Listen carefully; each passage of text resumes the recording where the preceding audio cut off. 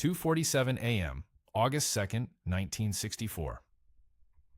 3 P-4 torpedo boats, Soviet-built, crewed by North Vietnamese sailors who'd trained on them for less than a year, are running southeast through the Gulf of Tonkin at 44 knots.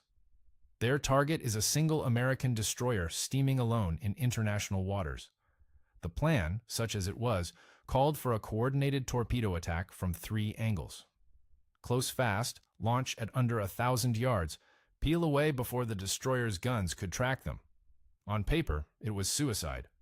3 wooden-hulled boats, displacing maybe 75 tons each, against a 4,000-ton destroyer, bristling with 5-inch guns and anti-aircraft batteries.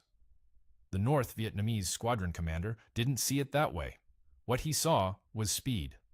The P-4 was one of the fastest combat vessels afloat, capable of bursts over 50 knots in calm seas. Each boat carried 2 21-inch torpedoes, the same diameter as what Soviet submarines used. A single hit below the waterline could cripple or kill a destroyer. And the Americans, as far as Hanoi's naval command understood, had exactly one ship out there. No escorts, no air cover overhead. Just the USS Maddox, a Sumner-class destroyer on an intelligence-gathering patrol the Americans called a DeSoto mission. If you served in the Tonkin Gulf, on a destroyer or a carrier deck, or in the engine room of a ship that responded to what happened next, this video is yours. Drop your ship, your rate, your years in the comments. If it was your father or grandfather who served, write it for them. Hit subscribe so you don't miss the rest of this story, and like this video so it reaches the people who lived it. The squadron commander's confidence wasn't entirely irrational. North Vietnam's naval doctrine, borrowed wholesale from Soviet tactical manuals, emphasized exactly this kind of asymmetric attack. Small, fast platforms swarming a larger vessel. The Soviets had designed the P-4 specifically for this role, a disposable weapons delivery system meant to overwhelm defensive fire through sheer closing speed. The math was simple. A destroyer's gun crews needed time to acquire, track, and engage a target moving at highway speeds on an unpredictable course. If 3 boats came from 3 different bearings simultaneously, the destroyer could only engage one at a time. That was the theory. The problem was everything the squadron commander didn't know, and the list was long. He didn't know the Maddox was carrying an upgraded fire control radar, the Mark 56 system, which could track multiple surface contacts and compute firing solutions faster than his boats could close the distance. He didn't know the destroyer's crew had been at general quarters for hours, watching his boats on radar since they'd left the coast. According to the Maddox's after-action report, the destroyer's Combat Information Center had been tracking the P-4s from a range of over 15 miles. The North Vietnamese thought they had surprise. They had nothing of the sort, and he certainly didn't know about the Ticonderoga. The USS Ticonderoga, a modernized Essex-class carrier, was operating roughly 200 miles to the southeast. She had 4 F-8 Crusaders armed and spotted on the flight deck. The Maddox had radioed for air support the moment the torpedo boat's intentions became clear. Those Crusaders were already airborne, heading northwest at 500 knots before the first torpedo entered the water. What strikes me about the North Vietnamese decision-making here, and this is something most accounts skip past, is that the attack order may not have come from Hanoi at all. The squadron commander, a junior officer whose name appears differently in Vietnamese and American sources, may have been acting on standing orders that predated the Maddox's arrival. The North Vietnamese had been running coastal defense operations against South Vietnamese commando raids for weeks. Their naval units were already on high alert. Whether this specific attack was a deliberate escalation ordered from the top or a local commander's aggressive interpretation of defensive orders remains unclear. The records conflict. Hanoi's internal communications from that week are still incomplete in the available archives. What isn't unclear is the result: 3 small boats against the United States Navy. The engagement lasted 22 minutes.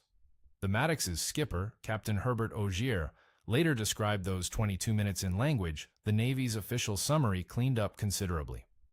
What he actually conveyed was blunter: that his ship had been attacked by people who had no business attacking anything that size, and that the outcome was never in doubt.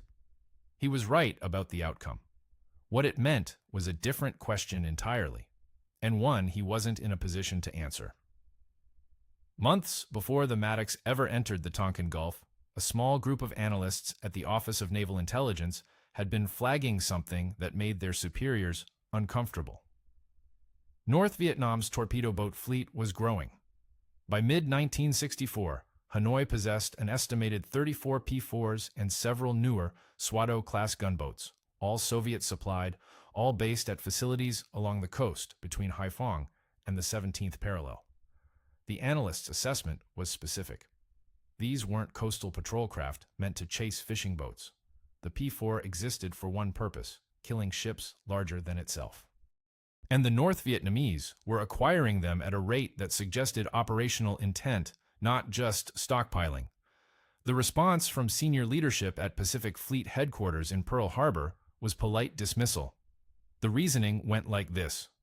Hanoi understood the balance of power. North Vietnam had no air force worth mentioning, no submarine capability, no ability to sustain a naval engagement beyond the first exchange of fire. Provoking the United States Navy would be strategic insanity. Therefore, the torpedo boats were defensive assets, a deterrent against South Vietnamese coastal raids, nothing more. That reasoning held together perfectly well in a briefing room. It did not survive contact with the actual enemy.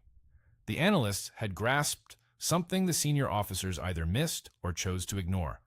Doctrine doesn't require strategic rationality to be dangerous. The Soviet manuals the North Vietnamese trained from didn't emphasize survivability. They emphasized acceptable loss ratios. A squadron of P-4s was cheap. A single American destroyer was not. If 3 torpedo boats costing maybe $40,000 each could sink or even damage a vessel worth tens of millions, the exchange rate favored Hanoi regardless of how many boats they lost. The Soviets would simply send more.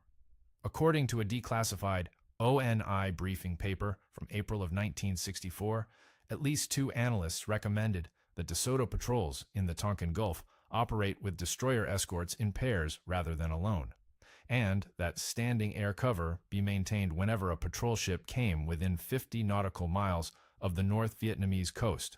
The recommendation went to the desk of a Pacific Fleet planning officer, whose name is redacted in the available documents. It was noted, filed, and not acted upon. 4 months later, the Maddox was steaming alone. The 22-minute engagement on August 2nd ended with 1 P-4 dead in the water and burning, a second badly damaged and limping north, the third fleeing at full speed with holes in her hull from 5-inch gunfire.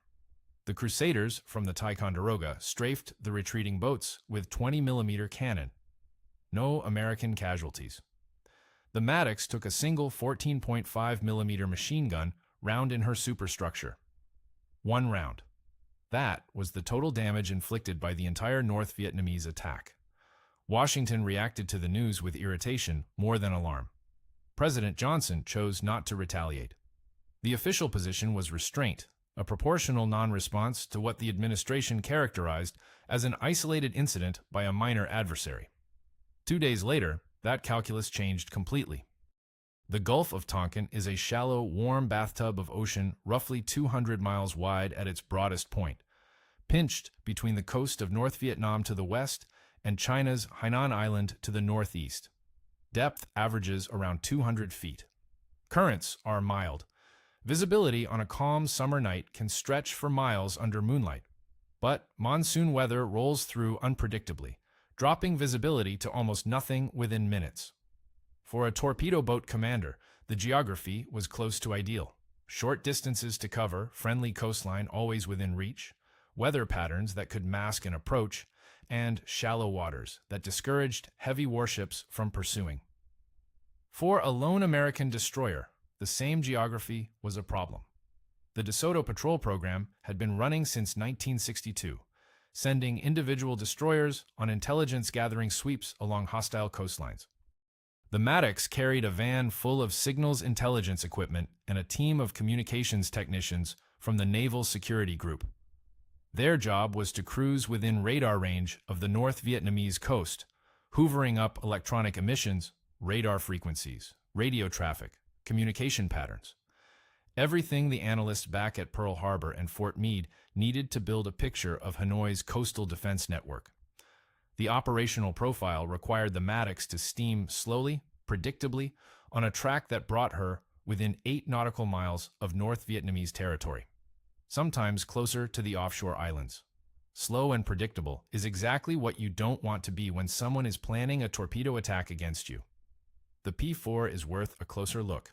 Soviet Project 123, NATO designation P-4 class. Aluminum hull, not wooden, as some sources claim, though early variants used a wood composite construction. 80 feet long. 2 M50 diesel engines producing 2,400 horsepower each, driving the boat to a maximum speed of 42 knots in standard configuration, with some crews reporting bursts above 50 in flat seas. Armament was 2 450mm torpedo tubes fixed forward and 2 14.5mm heavy machine guns mounted aft. No radar on the standard export model. Navigation was by compass, dead reckoning, and visual contact. The absence of onboard radar shaped everything about how these attacks worked. The P-4 crews depended entirely on shore-based radar stations to vector them toward their target.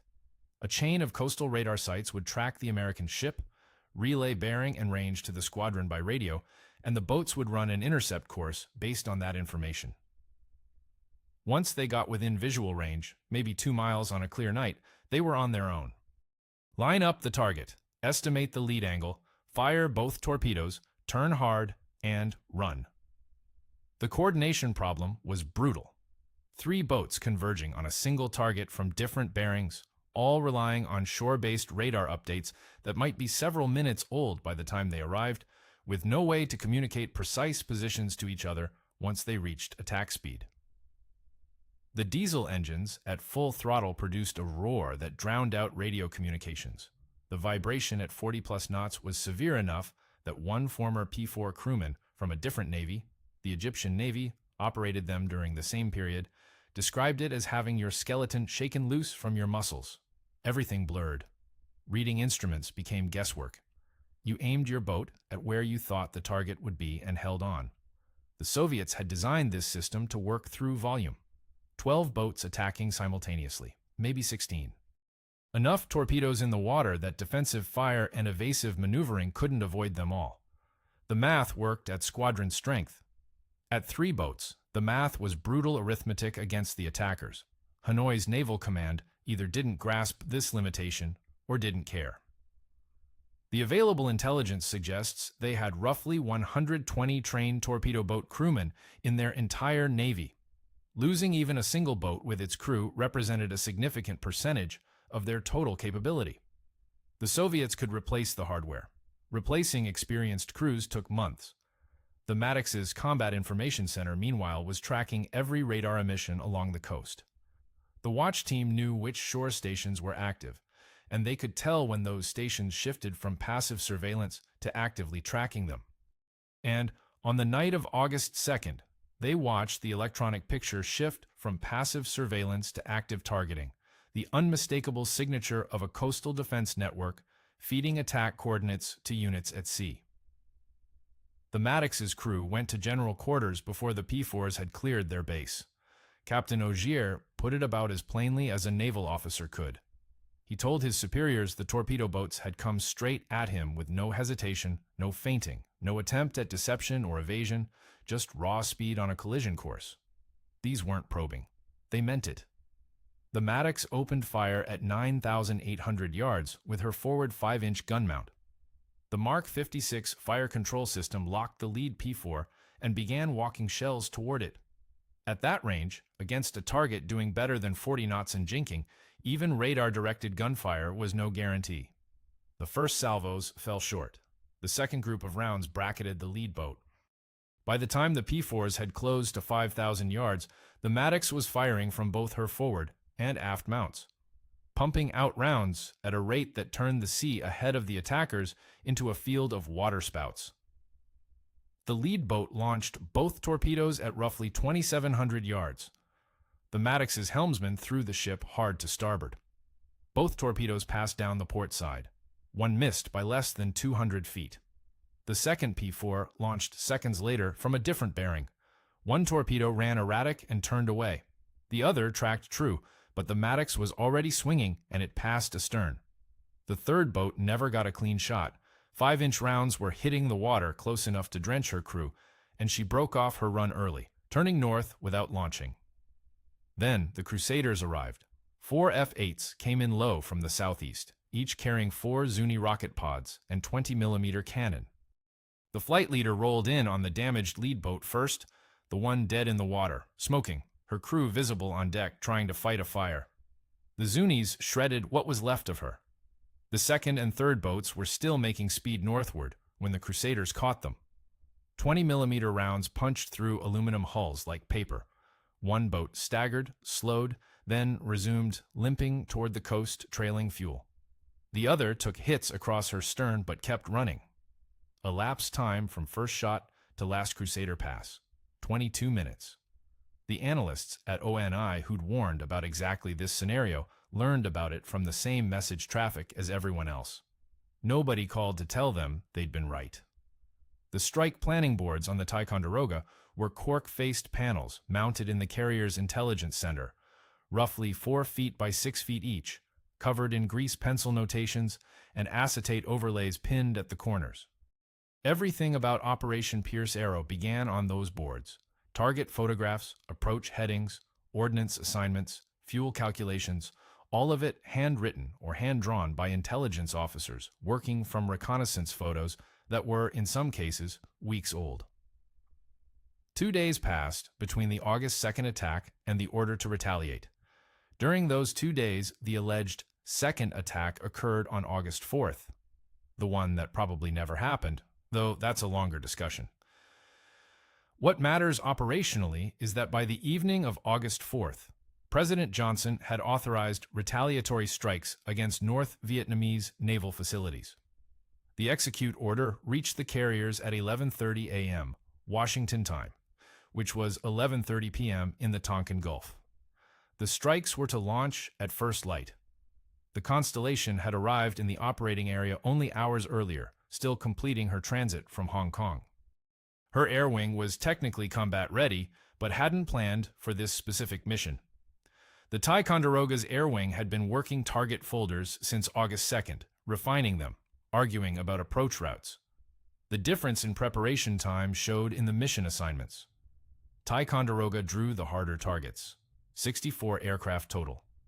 The Ticonderoga launched A-1 Sky Raiders and A-4 Skyhawks. The Constellation contributed F-8 Crusaders for fighter escort alongside her own Skyhawks. Target list: 4 torpedo boat bases at Quang Khe, Phuc Loi, Loc Chao, and Ben Thuy, plus the petroleum storage facility at Vinh. The oil tanks at Vinh held an estimated 10% of North Vietnam's total fuel reserves. Destroying them would hurt. The torpedo boat bases were the primary objective, but Vinh was the message. Ordnance loads varied by target type. The Skyhawks going after the boat bases carried Mark 82 500-pound general-purpose bombs, fused for low-altitude release with mechanical yan delay, fuses to let the aircraft clear the blast radius. The Sky Raiders, and this detail fascinates me more than it probably should, carried a mixed load of bombs and Zuni rockets, the same combination a World War II strike package might have used. The A-1 Sky Raider was a propeller-driven attack aircraft designed in 1944. 20 years later, it was still flying combat missions off American carriers because nothing else could carry 7,000 pounds of ordnance, loiter for hours, and absorb ground fire the way a Sky Raider could. The jet pilots called them SPADs after the French World War I fighter. The Sky Raider pilots didn't mind. Their airplane worked, and it kept working, long after sleeker designs had come and gone. Jet aviation was supposed to have made the propeller obsolete by 1955. The Sky Raider outlasted that prediction, and so did the men who flew it into combat for another decade. Back on the planning boards in the Ticonderoga's Intelligence Center, those Sky Raider pilots were studying their assigned targets alongside men flying aircraft twice as fast. Each pilot received a target photograph with his specific aim point marked. The boat bases were dispersed along rivers and inlets, with revetments dug into the banks to shelter individual torpedo boats. The intelligence officers estimated between 4 and 8 boats at each facility. Anti-aircraft defenses were assessed as light to moderate, small-caliber automatic weapons, possibly some 37mm guns. No surface-to-air missiles. Not yet. The strike coordinators sequenced the attacks to hit all 5 targets within a 30-minute window. Simultaneous strikes would prevent any single base from warning the others. The timing required precise launch sequencing from 2 carriers operating 40 miles apart, with different aircraft types flying at different speeds toward targets spread across 100 miles of coastline. The first engines turned over at 0545 local time on August 5th. The petroleum tank farm at Vinh sat on a low rise above the river. 8 cylindrical storage tanks arranged in 2 neat rows, each one roughly 40 feet in diameter, and painted the same dull olive as everything else the North Vietnamese military owned. From the air at 12,000 feet, they looked like buttons on a uniform. From 500 feet, doing 400 knots in an A4 Skyhawk, they filled the windscreen.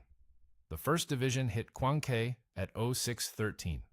Sky Raiders came in from the east, below the ridgeline, dropping into the river valley where the torpedo boat pens were tucked against the northern bank. The revetments were exactly where the reconnaissance photos said they'd be. The boats inside them were not all where intelligence had predicted. Several had been moved to dispersal points upstream, a precaution that suggested Hanoi's naval command expected retaliation and had done what little they could to prepare for it. What they couldn't move were the fuel stores, the maintenance sheds, the torpedo storage bunkers. The Sky Raiders put their bombs through the roofs of those structures with the mechanical precision of men who'd been staring at target photographs for 2 days straight. At Loc Chao, the Skyhawks caught at least 5 P-4s still moored. The pilots described secondary explosions, torpedo warheads cooking off inside their storage racks, sending columns of black smoke and debris hundreds of feet into the air. One pilot from the Ticonderoga's VA-52 reported that the concussion from a secondary knocked his aircraft sideways at 300 feet altitude. He corrected, came back around, and made his second pass through smoke so thick he aimed by memory. Phuc Loi and Thuy followed within minutes. The pattern repeated. Bombs into revetments, rockets into support buildings, strafing runs along the waterline where boats were tied up or attempting to flee downriver, 20mm cannon chewing up anything still afloat. The 37mm guns opened up at every facility, heavier than the intelligence estimate of light to moderate. Tracers came up in streams, the characteristic orange-white of Soviet-pattern anti-aircraft ammunition, visible even in full daylight against the dark green hills. Then Vinh. The Skyhawks assigned to the petroleum facility rolled in steep, releasing their Mark 82s in pairs. The first bombs hit the easternmost tank and it ruptured, spilling burning fuel down the hillside in a sheet of flame that ignited the grass and scrub for 200 yards in every direction. The second pair of bombs hit the adjacent tank. 7 of 8 tanks were burning within 90 seconds of the first impact. The smoke column rose to 15,000 feet and was visible from the carriers 40 miles offshore. According to the post-strike assessment, approximately 90% of the stored fuel was destroyed. The single surviving tank had been empty. The cost came at Hon Gai. Lieutenant Junior Grade Everett Alvarez was flying an A4 Skyhawk from the Constellation, part of the strike element assigned to the torpedo boat facility there. Anti-aircraft fire over Hon Gai was the densest of any target that morning. Alvarez's Skyhawk took hits on his attack run. The after-action report doesn't specify the caliber, but the damage was catastrophic and immediate. He ejected over the target area and came down in the water near the shore. North Vietnamese militia pulled him out within minutes. He would spend 8 years, 6 months, and 22 days as a prisoner of war. The first American POW in North Vietnam. Not the last. Lieutenant Richard Sather, also from the Constellation, died over the same target. His Sky Raider, one of those propeller-driven relics that could absorb punishment no jet could survive, absorbed more than even a Sky Raider could take. He went in with the aircraft. The Navy listed him as killed in action. His remains weren't returned for years. The strike package was back aboard both carriers by 0800. Total damage assessment compiled over the following 48 hours from reconnaissance overflights. 29 torpedo boats destroyed or damaged beyond repair. 7 of 8 oil tanks at Vinh destroyed. Support infrastructure at all 4 boat bases rendered non-operational. 2 aircraft lost, 2 men gone, 1 dead, 1 beginning a captivity that would outlast the Johnson administration and stretch nearly to the end of the Nixon administration's second term. The whole operation took less than 2 hours. Hanoi's torpedo boat fleet, built over years with Soviet aid and Soviet training and Soviet hardware, functionally eliminated before breakfast. 8:17 a.m., August 5, 1964. Everett Alvarez was treading water in Hongai Harbor with a dislocated shoulder, watching the last American aircraft disappear to the southeast. The strike was over. His war was just starting.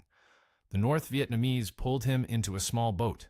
He was bleeding from shrapnel cuts across his face and neck, his flight suit torn open at the chest where he'd hit something during ejection. The canopy rail, probably, though Alvarez himself was never certain. What he remembered clearly, and described in detail after his release in 1973, was the heat. Not the tropical air. The heat radiating off the water itself, which was covered in a film of burning diesel fuel from the torpedo boats his squadron had just destroyed. The surface of the harbor shimmered with it. He could feel it on the exposed skin of his hands and face while Vietnamese sailors hauled him over the gunwale, and he said later that the smell, petroleum, smoke, cordite, fish, was so thick it had texture. You could taste the air. They blindfolded him on the beach. Within hours, he was in a truck heading south toward Hanoi. Within days, he was in Phuc Loi prison, the place American POWs would come to call the Hanoi Hilton. He had no way of knowing he'd be there longer than any of them. 8 years, 6 months, 22 days. The number bears repeating because the human mind slides past it too easily. Alvarez entered captivity as a 26-year-old lieutenant junior grade from Salinas, California. A Mexican-American kid who'd earned his wings through sheer stubbornness and a test score that surprised his instructors. He came out at 35, a lieutenant commander, having missed the entire escalation and de-escalation of the war he'd helped begin. His marriage didn't survive. Most didn't. The men who came home from Phuc Loi discovered that the country they'd left had rearranged itself so completely that some of them felt more foreign in San Francisco than they had in Hanoi. Alvarez wrote about this with a restraint that makes it worse. The flat, careful sentences of a man who learned in captivity that emotion was a resource you couldn't afford to spend. Meanwhile, the fleet he'd helped destroy stayed destroyed. North Vietnam's torpedo boat force never recovered to its pre-Pierce Arrow strength. The Soviets eventually resupplied replacement P-4s, but the infrastructure, the maintenance facilities, the torpedo magazines, the fuel depots, the trained crews, took years to rebuild. Hanoi's naval strategy shifted permanently after August 5th. The torpedo boat as an offensive weapon against American warships was functionally abandoned. Future engagements in the Tonkin Gulf would involve shore-based artillery and mining, not high-speed surface attacks. The P-4 crews who survived Pierce Arrow were reassigned to coastal patrol duties, running supplies and dodging airstrikes rather than charging destroyers. The conventional narrative says Pierce Arrow was a measured, proportional response. That framing has always irritated me. 64 aircraft destroying an entire naval capability in under 2 hours isn't proportional to anything. It was an annihilation, a calculated one, executed with precision that Hanoi's military leadership understood immediately, even if Washington's political leadership preferred softer language. It wasn't a proportional message. It was an absolute one. The intelligence story closes its own loop right about here. The ONI analysts who'd flagged North Vietnam's torpedo boat buildup months earlier, the ones whose reports had been dismissed as alarmist by a policy apparatus convinced that Hanoi wouldn't dare provoke the United States, turned out to have been exactly right about the capability and almost exactly right about the intent. The boats were real, the crews were trained, and the willingness to attack was not theoretical. Everything ONI had warned about came true on August 2nd, and the response on August 5th validated their assessment in the most expensive way possible. According to a Naval Intelligence Command history declassified, in the 1990s, no formal acknowledgement of the earlier warnings was ever issued. The analyst moved on to the next problem. The policy people drafted language for the Gulf of Tonkin resolution. 3 days separated the attack on the Maddox from the fires at Vinh. In those 3 days, the United States went from treating North Vietnam's Navy as a nuisance to eliminating it as a factor. The Tonkin Gulf Resolution passed Congress on August 7th with exactly 2 dissenting votes. American combat operations in Southeast Asia had their legal foundation. The advisory phase was over. Alvarez sat in a cell in Hanoi and knew none of this. He wouldn't learn what his 22-minute mission had set in motion until he walked off a C-141 at Clark Air Base in February of 1973, blinking in sunlight he hadn't seen without permission in almost a decade. The Gulf of Tonkin resolution is a single page. I have held a copy, not an original, a reproduction from the National Archives catalog, and the thing that strikes you is how short it is. 585 words, fewer words than most apartment leases. It authorized the President of the United States to take all necessary measures to repel any armed attack against the forces of the United States and to prevent further aggression. No geographic limitation, no expiration date, no requirement to return to Congress before escalating. Senator Wayne Morse of Oregon, one of only 2 votes against it, stood on the floor and said the resolution was a predated declaration of war. The Senate passed it 88-2. The House vote was unanimous, 416-0. The entire debate lasted less than 9 hours across both chambers. One thing was not in dispute in August of 1964. North Vietnamese torpedo boats attacked the USS Maddox on August 2nd. That happened. Radar tracks, shell damage, torpedo wakes, return fire, aircraft engagement. The physical evidence was unambiguous and multiply confirmed. Captain Ogier's ship was attacked by a sovereign nation's military forces in what the United States maintained were international waters. Hanoi disputed the territorial boundary. Washington didn't care. The attack was real and unprovoked by any reasonable definition, and the American response, Operation Pierce Arrow, was a textbook retaliatory strike executed with overwhelming force and surgical targeting. 29 boats destroyed, an oil depot burning, 2 Americans lost. By any conventional military calculus, the account was settled and then some. But the resolution wasn't passed because of August 2nd. It was passed because of August 4th. The second attack, the one that triggered Johnson's decision to authorize Pierce Arrow, the one cited in the resolution's language, and that provided the political momentum for a 416-0 House vote, almost certainly didn't happen. The evidence has been picked apart for decades now. The NSA's own internal history, declassified in 2005, concluded that signals intelligence was mishandled and that the second attack was based on erroneous reports. The Maddox and the Turner Joy, which had joined her by then, reported radar contacts and sonar returns on the night of August 4th in heavy weather and poor visibility. Crews were jumpy. Equipment was unreliable in those sea conditions. Captain John Herrick, the on-scene task group commander, sent a flash message within hours, expressing doubt about the entire engagement. He recommended a complete evaluation before any further action. That message reached Washington. The strikes launched anyway.